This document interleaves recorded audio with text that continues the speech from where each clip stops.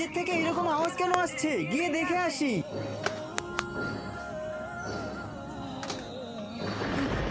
আরে মসজিদে তো কেউ নাই, তাহলে এই আওয়াজ কোথা থেকে আসছে? রমজান কেন চলে গেছে? রমজানকে ডাকো, রমজানকে ডাকো। মসজিদ থেকে আওয়াজ আসছে, মসজিদ থেকে আওয়াজ আসছে। মসজিদ থেকে আওয়াজ, মসজিদ থেকে আওয়াজ আসছে, মসজিদ থেকে আওয়াজ আসছে।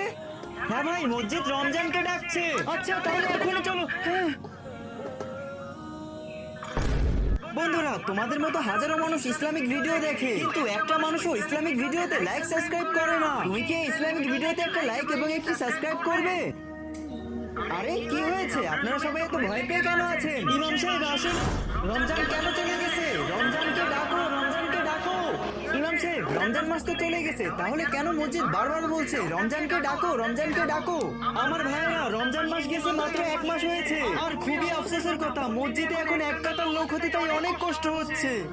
আর যখন রমজান মাস ছিল, তাদের হাজারো কাজ ফেলে তারা নামাজ পড়তে আসতো। আর রমজান মাস চলে যাওয়ার সাথে সাথেই মুসলমানরা তাদের মসজিদের রাস্তা ভুলেই গেছে। এই কারণেই এই মসজিদ আজকে মুসলমানদের এইভাবে ডাকছে। ইমাম সাহেব, আমরা খুবই লজ্জিত। আজ থেকে আমরা পাঁচ ওয়াক্ত নামাজ পড়বো। আল্লাহ আমাদের সবাইকে 5 ওয়াক্ত নামাজ পড়ার তৌফিক দান করুক। কমেন্ট বক্সে অবশ্যই আমিন লিখে যাবেন।